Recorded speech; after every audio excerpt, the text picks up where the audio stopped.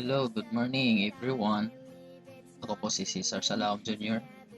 Dito ako ngayon ituturo sa inyo kung paano mag-create ng account sa MMM Philippines. Okay, so ito po yung Facebook page ko.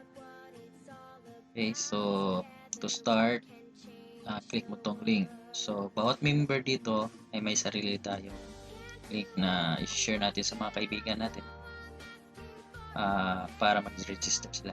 Okay, so click natin yan. After that, so ito yung lalabas na website. Okay, so ito yung link. And then, click natin yung registration button. Okay. So, for this demo purpose, name ng join ko. Kasi, mag-join din ito.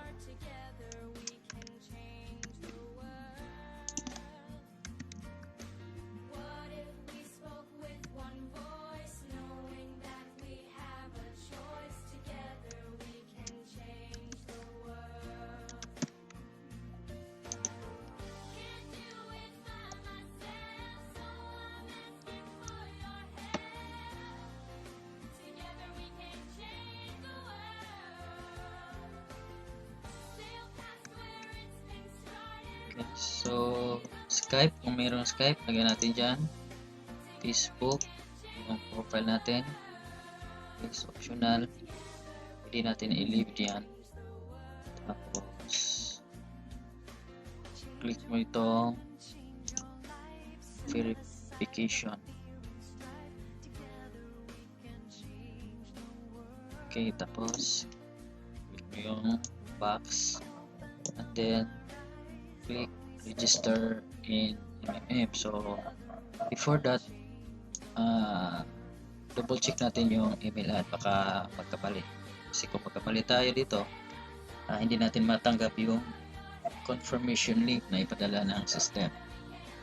Okay, so ayan, so highly suggested din also na gagamitin niyo ang Gmail kasi nga mas secure siya. Okay, click natin register. Ito yan.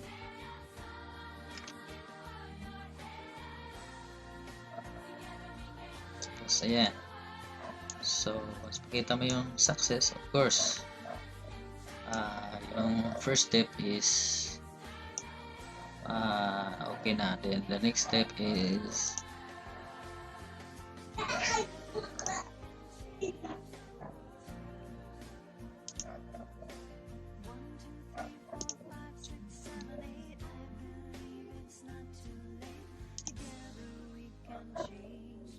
ito yung confirmation link na pinadala galing sa MMM system. So after that, click mo yung ito, password recovery. Okay.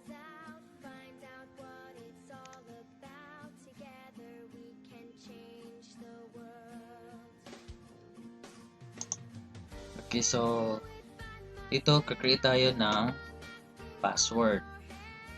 Okay.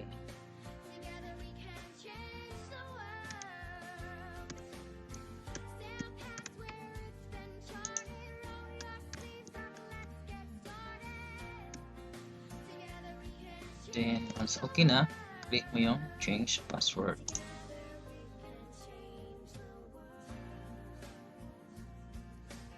Okay. Tapos, add.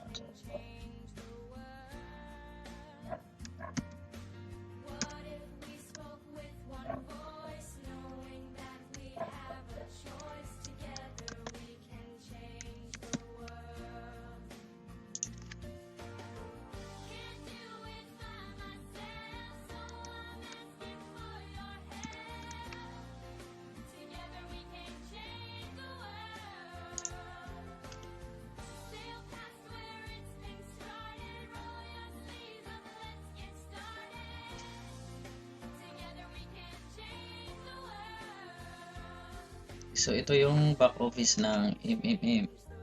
So ito dito makita nyo merong weekly news. So mostly makikita nyo ito every week. So ito yung founder natin, si Sergey Mavrudi. Okay, so every week may weekly news siya. So close lang muna natin yan. Okay, tapos click natin yung dashboard para makita yung ano yung mukha niya. Okay, so ito yan. So next procedure, loading siya. Tignan natin. Okay, so punta muna tayo dito sa my page.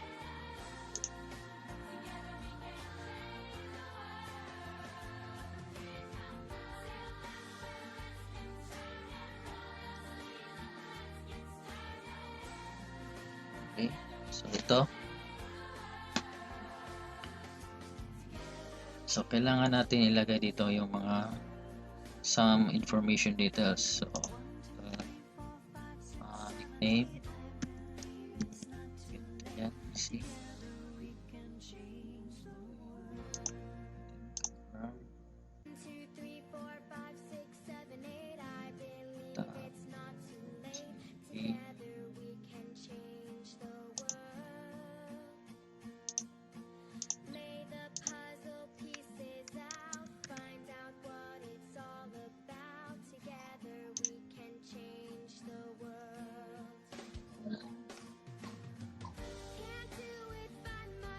Pwede natin skip lang muna yan.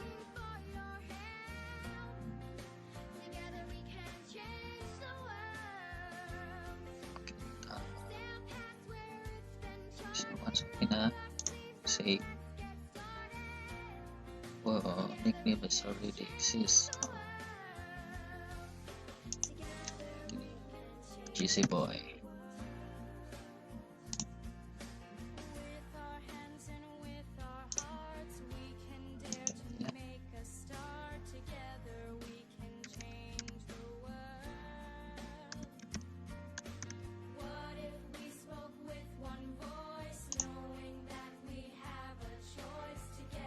Save. Dito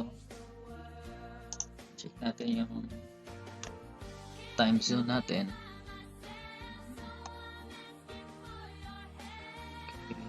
UTC plus 8 tayo, so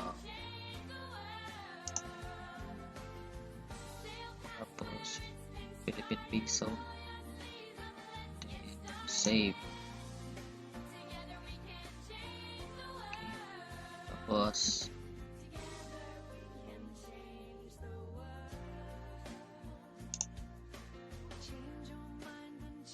kita dito, ito yan, ako yung referrer. Okay, so kung gusto yung kunin yung link, ito yan, ito yung my referral link. So ayan. So yung purpose natin yun sa nickname, so mga around few minutes, instead na email add to, papalitan dito na kung anong ilagay natin ito. So GC clip ka na yan, ilagay dito, hindi na yun. Okay, so after that, okay na to. And then the next is to accounts. Ito pinaka-importante ito. Okay. Yan. So ilagay natin yung Bitcoin wallet address natin. Kasi nga kung hindi natin lagyan dito ng Bitcoin wallet address, halimbawa nag-GitHub tayo so walang wallet address, so mag-conflict yan, hindi ka makatanggap na amount kasi nga hindi mo ito na nalagyan or hindi mo ito na-edit. Okay, so click natin yung add. Okay, account name, hindi natin lagyan ng pangalan.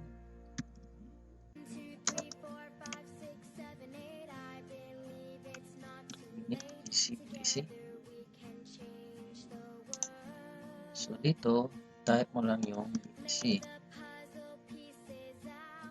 automatic na yan yung Bitcoin bank name.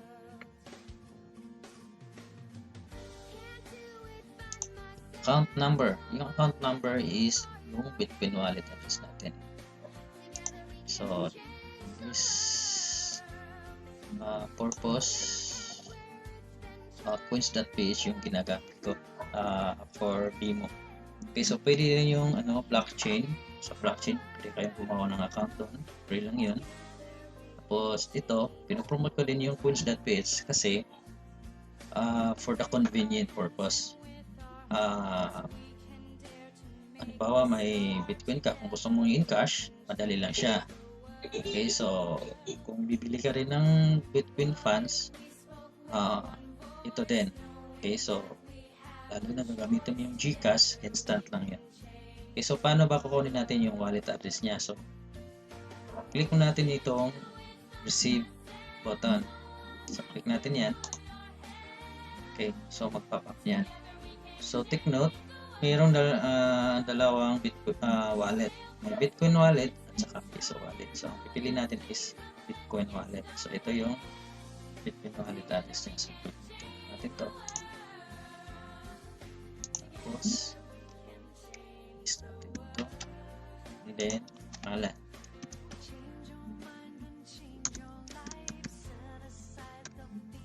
And then, save.